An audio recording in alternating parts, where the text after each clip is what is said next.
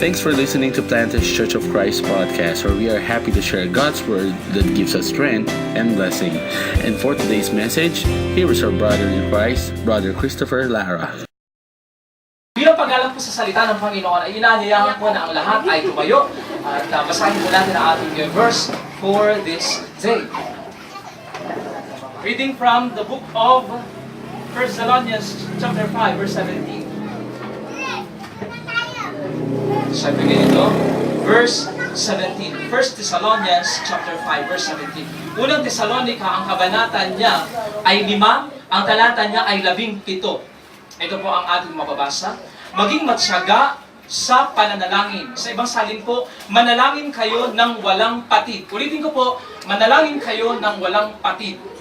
Praise God upon hearing and reading these words. Let's pray. Thank you so much, Father God, for this afternoon. You have given us to listen and to ponder your word from the scripture.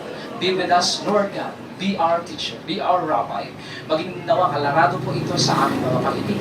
At ito po may laban po sa aming pang-araw-araw. So that you will be pleased, Father. We want this message to put into action, Father, so that you will be glorified. This is our prayer in Jesus' name. Amen. Muna po tayo, muna. Upo po muna tayo. Pwede mo bang pakisabihan mo muna ang inyong mga katabi na huwag mo akong aabalahin? Huwag mo abalahin ha? Ayan. Pwede mo bang, ito pa ha, request lang po ha, pwedeng suntukin niyo po ang inyong mga katabi at huwag mo po, baka marahas na masyado. Ready na po ba? Sayang daw, di kanya katabi. Ganun ba? Lahat ng mga ready na po, pag sinabi kong God is good, sasagutin niyo po ng buhay na all the time. God is good. All the time! Wow, medyo kulang pa ang power. God is good. All the time! Isa na lang, God is good. Amen, palapakan natin muna ang Panginoong Diyos. Yes. At para pasimulan po ang mensahe ito, ay meron po muna akong kwento sa inyo. Meron pong isang bata, tinuturuan ng kanyang ina ng Psalm 23. Yung pong the Lord is my shepherd. May bahagi po doon na, sabi po doon, ipinaghahanda mo ako ng pagkain sa harapan ng aking mga kaaway. Meron po doon part, at minameros po yung batang yan. Ipinaghahanda mo ako ng dulang ng pagkain sa harapan ng aking mga kaaway. Dumating po ang time na itong batang ito ay napagalitan ng kanyang nanay. At nung napagalitan siya ng kanyang nanay, umiyak po ang batang ito. At nung pong kakain na, alam po, nung kakain na po ang bata, sabi ng nanay, anak, mag-pray ka na. Alam yung prayer ng bata? Panginoon, nagpapasalamat po ako sapagkat ipinaghanda mo ako ng pagkain sa harapan ng aking kaaway. Naging kaaway niya po ay ang kanyang ina. Meron isang kwento mga kapatid. Kwento muna tayo. Meron pong isang bata, nagpapasaway, panahon ng pagsamba. Ingay. Nainis po yung nanay. Ha? Nainis yung nanay. Ito talagang bata ka, pasaway ka. Mamaya ka lang sa akin. Alam po, inilabas yung kanyang anak, ginawa kanyang kamay, at pagkatapos, alam ng bata kung malapit na sa pintuan, at pagka nakalabas sila, sigurado kurot ang aabutin niya. At ayan na malapit na yung bata, hila-hila ng kanyang nanay, at pagka nung malapit na nasa bugad na ng pintuan, sabi ng bata, mga kapatid, ipanalangin niyo ako! Mga kapatid, ipanalangin niyo ako! Sabi ng bata. Nag-praise siya. Pag-usapan mo natin eh. Mga kapatid, patungkol pa rin po sa... Nalala ko tuloy yung kwento pa patungkol sa pakikipag-usap sa Diyos. Tagalipanan! Ang tagalipanan na ito. Andiyan yung mga miyembro niya. Sabi na, sa puno ng saging. Sabi niya, eto, pakinggan niyo mga kapatid. Tingnan niyo ang gagawin ko. Mananalangin ako. Pagharap niya sa saging, sabi, sa pangalan ni Jesus, saging, mabulot ka! Hindi nabunot ang saging. Sa ikalawang pagkakataon, punong ito mong leader ng relihiyon. Sa pangalan ni Jesus, saging, mabunot ka! Wala pa rin po nangyayari. At sa pangatlong pagkakataon, sabi ng leader ng relihiyon na ito, ikaw saging, talagang sa pangalan ni Jesus, mabunot ka! Wala po, walang nangyayari, hindi nabubunot. Iba-ibang iba-ibang hindi mag-usap sa Diyos. Pero mga kapatid, may mga panalangin hindi sinasagot ha, lalo yung mga ganung panalangin sinusubukan mo lang ang Diyos. At yung panalangin po na puro kapritsyo, Lord, sana naman nalo ako Lord sa loto. Ay, Sister Virgia, sama po. Lord, sana bigyan mo ako Lord ng cellphone na may refrigerator. Puro na lang ganun prayer. Lord, sana Lord, ano mga panalangin. Pero ngayon po, ang panalangin pag-uusapan natin. Pastor, Asa po? paano kung manalangin ka, manalo, ibibigay lahat sa church? Lahat sa church? Oo. Ay, kaya na po eh. Okay, kaya lang po yung dito, Bible study, hindi ko sasagutin po ang yung tanong, sister. Hindi naman po. Pero ito po mga kapatid, may panalangin na talagang hindi sinasagot ng Diyos. Pero babalikan po natin ang ating talata. Sabi po dun sa verse, paano ba talaga, paano ba tayo mga Kristiyano dapat manalangin? Paano ba dapat manalangin? Pakitanong nyo nga po ang katabi nyo, paano ba tayo dapat manalangin?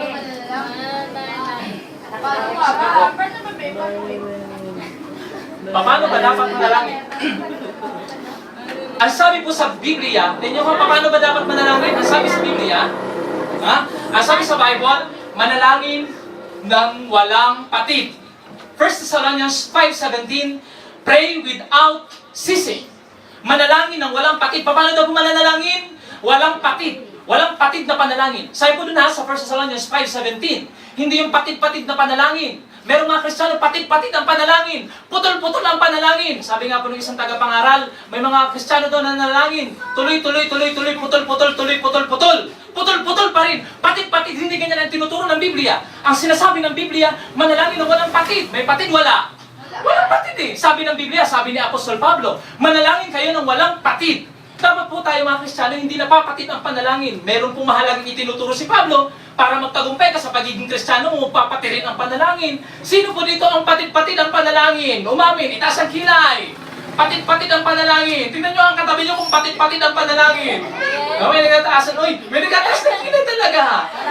Patid-patid ang... Kasi hindi nanalangin. Yan, sabi nga ng tagapangaral, sabi nga niya from Bernie, nakakalungkot at nakakalombay. Naku mga kapatid, huwag patid-patid ang panalangin. Sabi sa Biblia, manalangin ng walang patid. Sabi po niya, ni verse B, sabi po niya, ang pananalangin daw, itong interpretation niya sino po yan nasa? Ay, nakalabas po. Ayan, okay. Sige po, tuloy natin ang ating mensahe. Alam niyo po ang kahulugan po nitong pananalangin ng walang patid? Ito daw po ay, sabi po niya ni Warren Wiersbe, according to Warren Wiersbe, ang pananalangin daw ng walang patid, pray without ceasing, ang definition niya ganito. Yung gagawin mong regular ang panalangin katulad ng paghinga. Kapag ka ginagawa mong regular ang panalangin katulad ng paghinga, ang tawag doon ay praying without ceasing. Ginagawa mong regular katulad ng paghinga. Gaano ka-regular ang paghinga? Gaano po ka-regular ang paghinga? Pag-usapan po natin yung mga regular. Gaano kayo kadalas naliligo?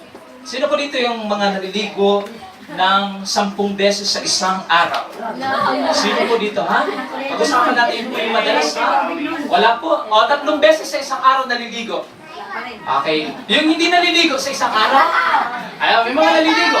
Sige. Gaano kayo kadalas kumain? Kumain naman. Si Dayday po, 5 times a day. Si Dayday daw po 5 times a day. Palapakan natin po si Dayday. Napakagana niyang kumain. Gaano kayo kadalas mag-text? Grabe naman, Andy. Nakakatuwa naman. Eto, gaano kayo kadalas mag-pray? Gaano kayo kadalas mag-pray? Bakit kayo tumatahimik, Pag pinag-uusapan, Kasi hindi yung madalas mag-pray. yan, kaya tumatahimik. Mga kapatid, paalala ko lang, ang pananalangin na ginagawang regular katulad ng paghinga, yan po ay ang pananalangin walang patid. Gagawin natin po katulad ng paghinga. Kaya nga hindi mahirap pong gawin ang pananalangin walang patid. Kasi katulad ng paghinga, madali lang ang paghinga, di ba? Sino po ditong i-encourage pa na huminga? Alam mo, kaya mo yung huminga. Lakasan mo yung loob. Huminga ka! Tapangan mong huminga! Wala namang ganyan Ang paghinga, madali lang yan. Hindi mo, Sister Virgie, alam mo, sayang huminga. Maniwala ka sa akin, enjoy huminga. Napakasayang huminga. Ang pinakamagandang maranasan sa dating, huminga! Wala namang ganyan. Ituturo pa. Paghinga. Hindi mo na kailangan pa mga kapatid na ituro yan. Sister Nikki, tuturuan kita huminga. Kaya ganito lang, higop, inhale, exhale. Ito, isa pa, para matuto ka. Inhale, exhale. Di ba? Tuturo pa ba ang paghinga? Hindi na ituturo ang paghinga. Kaya nga hindi mahirap po ang pananalangin ng walang patid. Gagawin mo lang po ito na regular, katulad ng paghinga. Mga kapatid, simula po ngayon gawin po natin na manalangin po tayo ng walang patid. Gawin po natin regular katulad ng paghinga. Tingnan niyo po ang katabi niyo kung ginagawang ano. Mga kapatid, dalas-dalas natin ang panalangin. Mayayari tayo niyan. Alam niyo po bang epekto kapag ikaw po ay grabing panalangin? Alam niyo po bang epekto nito sa Diyos pag walang patid ang panalangin niyo? Makulit ka sa panalangin, maya-maya pray ka. Alam niyo, pag walang patid ang panalangin, parang sinasabi mo kay Lord, Lord, ang kulit-kulit ko talaga, Lord, kasi wala akong ibang inaasahan, ikaw lang. Wala akong ibang pag-asa, ikaw lang. Kaya ang kulit-kulit mo. Hindi na nagagalit ang Diyos na makulit ka at wala kang patid. Ito, ang daldal nito, ha? Bakit pray ka ng pray, nakakainis ka. Hindi naiinis ang Diyos. Gusto nga ng Diyos, nabubulabog siya eh. Gusto ng Diyos, nabubulabog siya. Kinukulit natin siya kasi ramdam ng Diyos. Aba, nung anak ko na to, nakadepende talaga sa akin. Yung total dependence niya. Ay, sabay-sabay nga po tayo. Natutuwa ang Diyos eh. Kapag wala kang tigil sa kakapanalangin, maya-maya pray. Pagharap sa salamin, pray. Hindi yung pagharap sa salamin, ang crush ko. Ang cute-cute niya talaga. Nakakalungkot tayo. Kapag susubo ka, pray. Pagka lalabas ka dyan, pray. Puro prayer. Walang tigil ka kapanalangin. Alam kung ganyan ang Kristiyano, ang epekto niyan, ibang level. Magaganyan ka lagi, pagpapalain ka din ng Panginoon. Kapag gumagawa ka ng praying without ceasing, pagpapalain ka ng Panginoon. Sabi ni Paul Yonggi-Cho, nung unang pagpunta niya sa Pilipinas, sabi niya, kasi malago ang Pilipinas, sabi niya, Lord, bless Korea as you bless Philippines. Kasi prayerful, medyo hindi pa prayerful ang Korea. After ng ilang taon, naging prayerful ang Korea. Pagbalik niya sa Pilipinas, sabi niya, Lord, bless Philippines as you bless Korea. Pinagapanan ng Panginoon kapag mapanalanginin po tayo. Kapag may panalanginin po sa isang tahanan, pagpapalain ng Diyos yan. Nakakatuwa naman kapag nga pangarap kayong maging kapamilya. Kapag kayo po'y mapanalanginin. Pero kung wala na kayong ibang inatupag, kundi ang ibang bagay, ang ibang po, kapag walang panalangin, pati putol-putol ang panalangin, nako, nakakalungkot, kawawa ng kasama niyo. Kawawa ng kasama niyo. Sabi nga ni Neka na naman, nakakalungkot at nakakalombay. Kawawa ng kasama niyo. Hindi ka nakaka-bless ng kasama niyan. Kaya po kung gusto mong maging blessing ka, maging prayerful ka. Gawin mo walang patid-patid na panalangin. Tuloy-tuloy talaga. Walang tigil. Pray, pray, pray. Kapag ginagawa natin yan, ito pa kapag ginagawa natin po yan, yung Christ-like po, alam nyo, yung mga walang patid po ang panalangin, pag tinitingnan mo pa lang siya, nakaka-bless, nakaka-refresh. Sir Virgil, bakit nakaka-refresh ka? Ay, galing na yan sa kulungan ng baboy nag-pray. Hindi mo po. Kapag ka-prayerful ka, nakaka-bless. Siyempre, yung baboy, parang lumaki. Sa pangalan ni Jesus, baboy, lumaki ka. Pero ano yung prayer niya? Pero mga kapatid, kapag prayerful ka, ibang nakikita sa buhay mo. Si James Wells Hale, sa seminary, sa Manila Bible Seminary, nung mga nandun na po sila Brother Dean, panahon pa po nila, Pastor Dean, ay hindi ko lang, inabutan niyo po si Sir James Wells Hale. Inabutan niya. Pero alam niyo po ba, kapag naglalakad daw po ito, parang nakikita po si Christ. Pag naglalakad daw siya, parang nakikita mo sa mga mata niya si Christ. Parang malulusaw ka, parang hindi mo makita siya eye-to-eye contact. Grabe, ibang level ng kanyang Christ-likeness. At pag naupo po siya, alay gagawin, nag-pray. Makikita po sa may bahay nila, nag-pray. Kaya, nakikita niyo po siya, ibang-iba, parang si Kristo. Tingnan niyo po ang katabi niyo kung parang si Kristo. Oh my gosh! Tingnan mo nga po, tingnan mo nga po ulit kung parang si Kristo kayo. Sino ka? Ay, si Pastor Ding. Grabe Ang ganda ng ngiti ni Pastor Ding. Palapakan ulit natin si Brother Ding. Purihin ka, Brother. Ay, Brother Ding. Purihin ang Diyos sa buhay mo, Pastor Ding. Ano mga kapatid? Gawin po natin itong pananalangin ng walang patid. Matututo po tayo sa buhay ng Panginoon kung paano niya rin ginagawa ang pray without ceasing. Sabi po sa Luke chapter 5, verse 16. Parami na po tayo. Pakibasa. Luke chapter 5, verse 16. Let's read. Malakas, yung buhay na pagbabasa. Luke chapter 5, verse 16. Basa. Sige, go, go, go. Ayan. Sige. Tuloy, sige. Ikaw na, mas wala ka sa Sige, tuloy. Ngunit si Jesus naman ay pumunta sa mga ilang na lugar upang manalangin. Ayan. Pumupunta sa ilang na lugar upang manalangin. Sa iba pong salin, sa English po, sabi doon, slip away. Slip away.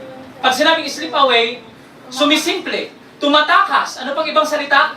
Brother Earl, may alam ka? Yan, tumatalilis. Eksakto. Ano pa? Ano pang iba? Tumatakas. Tumatakas, sumisimple. Si Kristo lang po, sumisimple para makapadalangin. Umaalis siya sa umpukan, pagkatapos sumisimple siya para manalangin. Gawin din po natin yun mga kapatid, ha? Nasisimple din tayo para manalangin. Ang iba ang ginagawa. Sisimple. Ha? Sisimple kasi bibili ng kwek-kwek. Ha? Iba ang ginagawa. Uy, sisimple dun sa umpukan, manonood ng... Diba? Uwi ng bahay, sumisimple. Uuwi ng bahay, manonood ng face-to-face. Wala nang face-to-face ngayon. Ano ang bago ngayon? Face the people. Grabe! Sumisimple ang iba, pupunta sa chismisan. Ha? Sisimple ang iba, ay walang tao. Tama-tama, nakalabas si tatay. Punta akong computer shop. FB. Nakakatawa ha? Sumisimple. Mga kapatid, dapat sumisimple tayo para manalangin. Pwede ba yun? Amen? Amen! Isa ba amen? Amen! Sigurado mahina, amen? Amen! Mahina ba? Okay. Mga kapatid, sumimple kayo para manalangin. Dapat po sisimple kayo, papatayin nyo ang TV, papasok sa kwarto, sumisimple. Mananalangin sa loob ng kwarto. Amen! Yan, praise God. Amen, praise God. Sisimple, sa kwentuhan. Aalis mo na sa kwentuhan. Saan ka pupunta? Diyan lang. Pagpunta sa likod ng bahay, mananalangin. Wow! Nakakatouch naman. Si Sister Ethel. Maya-maya. Bakit? Saan ka pupunta? Nagkikwentuhan pa kayo dito. Ay, pupunta na ako. Pumasok sa kulungan ng baboy ni Sir Virgin. Diba? Dapat ganyan. Sumisimple. Hindi pwede lang trabaho. Pupunta sa Sister Irish. Pupunta dun sa may ilog. Mananalangin. Sumisimple siya. Saan ka pupunta? Sumisimple tayo para manalangin. Tuwang-tuwa siguro ang Diyos yun. Wow! Sumisimple para manalangin. Dapat ganyan ang ating pagsisimple. Pag, pumupuslit tayo para manalangin. Pray without ceasing. Manalangin tayo ng walang patid. Mga kapatid, gawin po natin yan. Walang tigil na pagkikipag-usap sa Diyos. Sumimple tayo para makipag-usap sa Diyos. Gawin po natin yan, ha? Sabihin nyo nga pang katabi nyo, sumimple ka, ha? Para manalangin. Simple. Hindi yung papasimple-simple. Para sa kanyang mga bagay. Sumimple ka para sa pananalangin. Mga kapatid, simula po ngayon, ha? Gawin po natin itong walang patid na panalangin. Huwag kayong tumigil. May kilala po ako mga kaibigan ko rin po. Yung tatay niya, nakabless ang buhay niya. Paghawak niya ng pintuan bago buksan na nanalangin, Panginoon, palabas po ako ng bahay. At pagka naglalakad siya dyan, kausap niya ang Panginoon. Lord, ito po ako naglalakad. Papunta dito, tulungan mo ako, Lord, na huwag magkasala. Pagpunta doon sa sentro na nanalangin, habang bumibili ng Lord, pabili naman po ng ng pechay. Lord, medyo mahal yata, Lord, ang pechay. Yung na lang po, okra. Lord, medyo mura-mura. Ito na lang po, Lord. Sige po, yan na lang. Kausap ko si Lord, dapat nakikipag-usap ko sa iba.